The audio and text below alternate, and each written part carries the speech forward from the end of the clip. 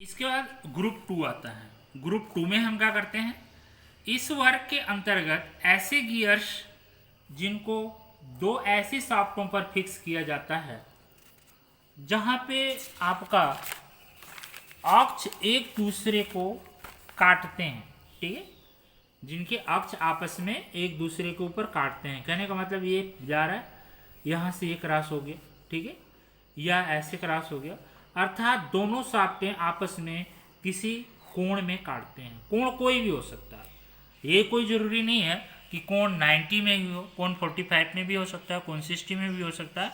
तो यहाँ पे जो हम गियर्स का जो है कि क्लासिफिकेशन करते हैं, तो ऐसे गियर्स हैं जिनको हम गियर सेम होंगे, लेकिन यहाँ पे सॉफ्ट किस तरह से सॉफ्ट हमारा इसको पावर को ट्रांसफर कर रहा है, एंगल में सॉफ्ट कर रहा है, किसी क्रॉस पे कर रहा है, किसी 45 पे कर रहा है, मतलब कहाँ पे कर रहा है। ग्रुप 3 में जो आते हैं गियर्स, इस वर्ग के अंतर्गत ऐसे गियर्स आते हैं जिनको न अक्ष और न समानांतर होते हैं, ठीक है, और ना ही एक दूसरे के ऊपर ये काटते हैं। कहने का मतलब ये भाई कि ये अक्ष के ना समानांतर होंगे ना ही एक दूसरे को क्रॉस करेंगे।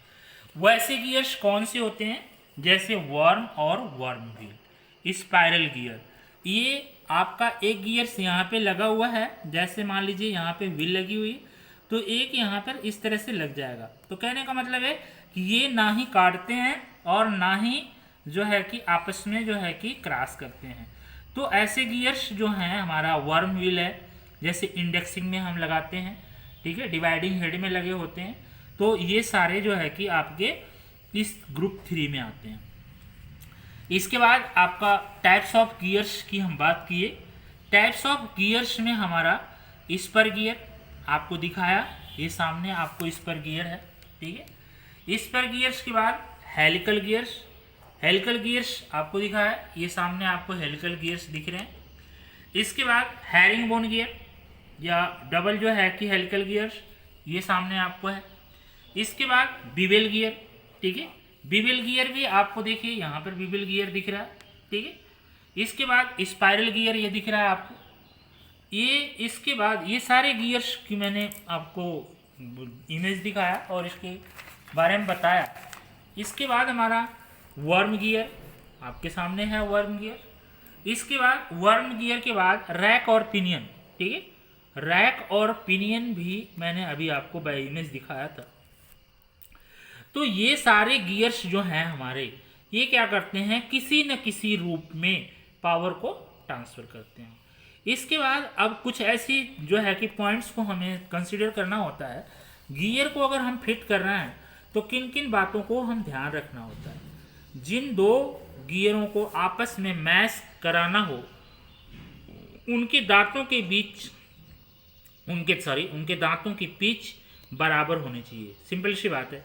आपने देखा कि अभी जब नट के ऊपर बोल्ट या बोल्ट के ऊपर नट आप टाइट करते हैं, तो उसमें होता क्या है कि अक्सर सुन में आता है यार ये बोल्ट इसके ऊपर फिट नहीं हो रहा, लेकिन ये चीज़ कंसिडर नहीं करता है सामने वाला कि यार इसकी दोनों की पिच सेम है कि नहीं है, ठीक है। अगर पिच सेम है तो क्या उसके ऊपर आराम से फिट हो जाता है। इसी तरीके से यहाँ पे जो गियर्स हमारे हैं, अगर दोनों गियर के पिच सेम है तो आराम से मैच कर जाएगा। गियर के अगर दोनों गियर के पिच सेम नहीं है तब क्या होगा, वो मैच नहीं करेगा। तो इस बात को हमें कंसीडर करनी पड़ेगी। दूसरा है, गियर की मैच करते समय क्लियरेंस का अवश्य ध्यान रखना चाहिए। क्लियरेंस ही एक ऐसा पॉइंट है जहां पर आपको फ्रिक्शन जनरेट होने से बचाता है और उसको गर्म होने से। तो प्रॉपर क्लियरेंस नहीं रहेगा तो गियर ब्रेक करेगा, टूट जाएगा।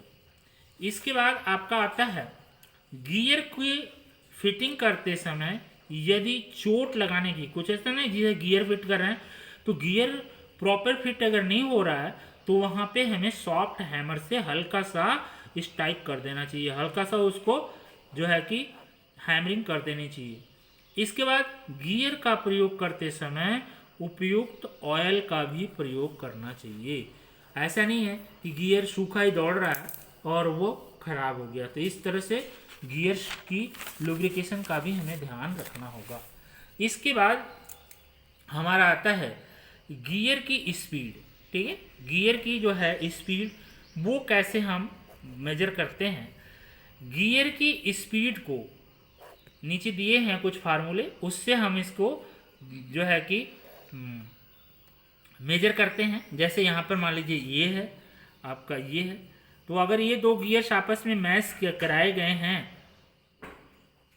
तो इनका जो स्पीड होगा वो किस तरह से हम मेजर करेंगे। तो यहाँ पर capital D multiply small N is equal to small D multiply small N. जो कैपिटल डी है वो ड्राइवर गियर के दांतों की संख्या या पिच डायमीटर होगी, जो स्मॉल डी है वो ड्रिवन गियर के दांतों की संख्या या पिच डायमीटर होगा, जो कैपिटल एन है वो ड्राइवर गियर के दांतों के प्रति मिनट चक्रों की संख्या, जिसको हम आरपीएम बोलते हैं। इसके बाद जो स्मॉल एन होगा ड्रिवन गियर की प्रति मिनट चक्रों की संख्या, जिसको हम आरपीएम कहते हैं। और इस फार्मूले के अंदर अगर इसको हम सबमिट कर देते हैं तो इनमें से 3 अगर मालूम है तो एक को हम आराम से फाइंड आउट कर सकते हैं। ठीक है, इसके बाद हमारा नेक्स्ट पॉइंट आएगा अब मेन जो है गियर की कटिंग। ठीक है, गियर की कटिंग हम कैसे करते हैं। यहाँ पे गियर की कटिंग, अब आपने देखा कि बिना गियर का काम नहीं चलता है और गियर के कितने महत्वपूर्ण जो है कि हमारे जो इंजीनियरिंग क्षेत्र है उसमें ज़रूरत है। तो गियर का जो उत्पादन है वो कैसे हम करेंगे, बाय कास्टिंग होती है। ठीक है, कास्टिंग के द्वारा हम गियर यूज करते हैं। बाय स्टैंपिंग होती है, स्टैंपिंग ये बड़े बड़े गियर्स जो होते हैं वो कास्टिंग करके बनाए जाते हैं। ठीक है, बाद में उसकी मशीनिंग कर ली जाती है। और जो बाय स्टैंपिंग बनते हैं, बाय स्टैंपिंग जो छोटे छोटे खिलौने वगैरह होते हैं या छोटे छोटे पार्ट्स होते हैं उनको प्रेस करके स्टैम्प करके बना लिया जाता है। इसके बाद बाय मशीनिंग है, मशीनिंग करके जो बनाए जाते हैं वो प्रॉपर कटर्स हम यूज करते हैं। तो बाय मशीनिंग में क्या होता है, cutter for machining of gear. किस तरह से हम कटर की मशीनिंग करते हैं, यहाँ पे कुछ पॉइंट्स हैं। पहला हमारा है गियर की कटिंग करते समय गियर के अनुसार कटर का प्रयोग किया जाता है। कहने का मतलब है कि ऐसे कटर्स आते हैं, अब वहाँ पर आपको किस तरह का गियर काटना है उसी तरीके के कटर को हम चूज करते हैं। ठीक है, गियर के दांतों के दोनों फॉर्म हो सकते हैं। ठीक है, गियर जो बना रहे हो आप दोनों फॉर्म में हो सकते हैं, या तो साइक्लाइड फॉर्म या तो इनवैल्यूट फॉर्म। कहने का मतलब ये दोनों फॉर्म मैंने बताया कि इन दोनों में अगर बेस्ट कौन होता है तो इनवैल्यूट फॉर्म होते हैं, और इन जो है इनवैल्यूट फॉर्म को ही जो है कि हम ज़्यादा इस्तेमाल करते हैं क्योंकि ये हैवी लोड लेकर के चल सकता है। इसके बाद आपका आता है नेक्स्ट पॉइंट, हमारा नेक्स्ट पॉइंट में आता है अब जो है cutting of spur gear. Spur gear की कटिंग हम कैसे करते हैं। जनरली आप देखेंगे कि सबसे ज़्यादा यूज अगर होता है तो वो बेसिकली इस स्पर गियर मिलता है। तो इसकी कटिंग करने के लिए हम क्या करते हैं, बाय इंडेक्सिंग। ठीक है, इंडेक्सिंग ये मिलिंग मशीन की एक क्रिया है। बाय डिवाइडिंग हेड हम करते हैं इसको। कैसे इसको हम बांट रहे हैं,